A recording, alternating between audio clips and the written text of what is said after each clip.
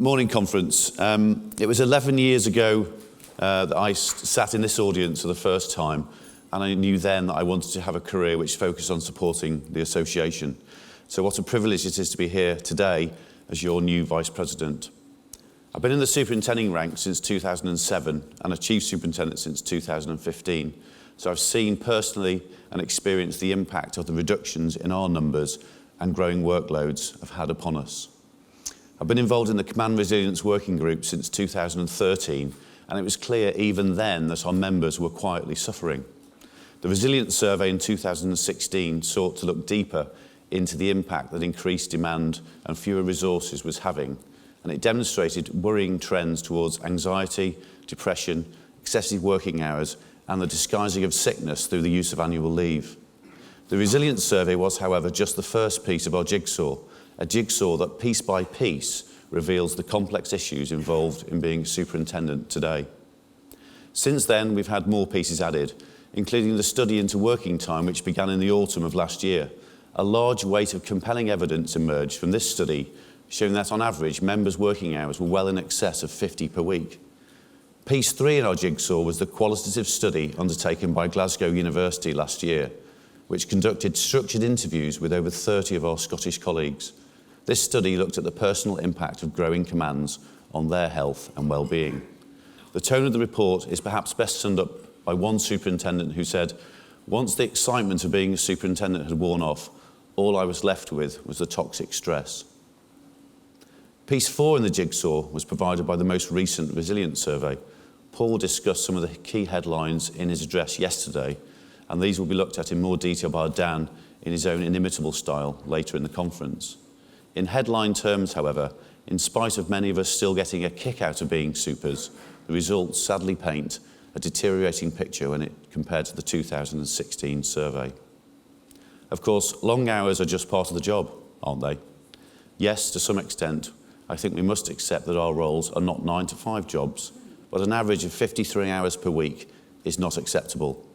If we are serious about attracting and retaining members who look different to me, then we also need to consider and address point 5 of the jigsaw, which was highlighted by the recent work undertaken by the He for She campaign in Sussex and Surrey. This study has shown that many female colleagues are put off from stepping up to the supers ranks and beyond because of the perception and expectation that one must work long hours to succeed and to be seen to succeed. If we are serious about promoting more of those with caring responsibilities, and most of those are women, then we must ensure that workloads are manageable. So what does all this mean and what can be done? A growing body of evidence now exists to paint a picture of the worrying context in which our service operates, and yet still our workloads grow. What else can we do to demonstrate to government, the Home Office and our employers that our numbers have been reduced to an unsustainable position? You've told us how you feel and the impact of long hours. You've proven those long hours through frank and honest studies, and some of our Scottish colleagues have shared their innermost feelings to researchers from Glasgow University, describing the effects of chronic stress. Now we come to the next and what I hope will be a defining piece of the jigsaw. Today, I'm pleased to announce that we will be commencing a study later in the autumn with Glasgow and Loughborough universities to measure for the first time the physical impact on health caused by working in environments where chronic stress is the norm. I do not intend to present a biology lecture, and nor am I qualified to do so. However, I do know from the research that biomarkers taken from blood samples have the ability to accurately age you biologically. And guess what? The more chronic stress you're under, the older you will be biologically. You see, your DNA has tails or telomeres in every cell of your body, and they become shortened when you work consistently beyond the stress curve. Eventually, you become more susceptible to issues such as hardened arteries, heart disease, and other chronic illnesses. And yes, that also includes people like me who spend much of their spare time keeping fit, and in my case, cycling and wearing lycra. Sorry, a thought to be expunged from your mind's eye.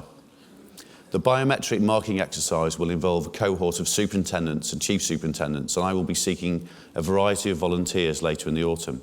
This study will potentially demonstrate that prolonged exposure to the excessive stresses of being a senior operational leader in policing could pose serious dangers to your physical health.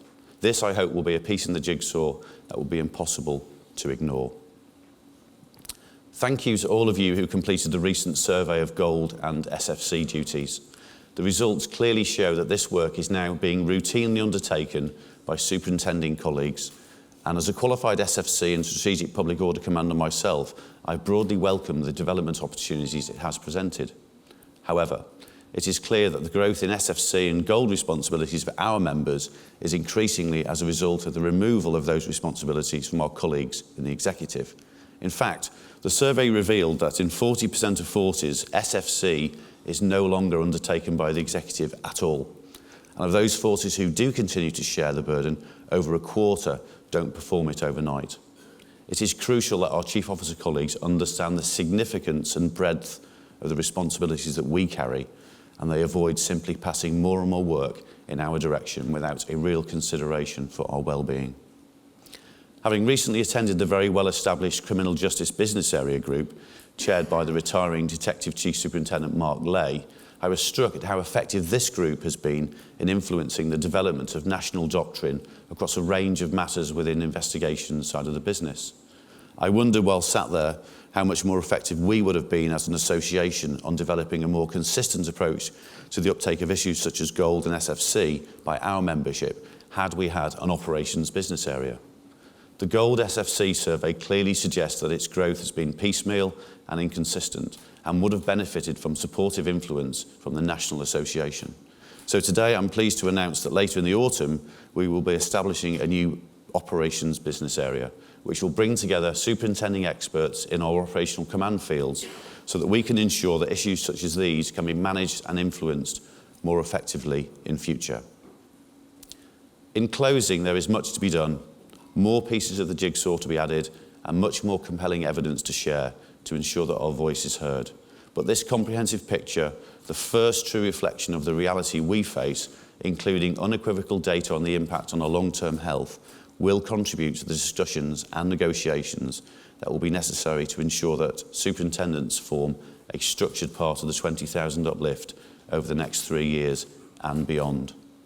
In addition, the establishment of an operations business area will help us develop consistency and influence in the uniformed command arena, utilising a strong evidence base drawn from the incomparable experience and operational insight of those in our ranks. And finally, amongst all of the challenges and difficulties, research does show that there are still some positives. As I said earlier, many of us still get a kick out of being in these important and influential roles. Enjoy them if you can. Conference, thank you for appointing me as your Vice President. I promise to do my very best to support your best interests during my time in this role. Thank you.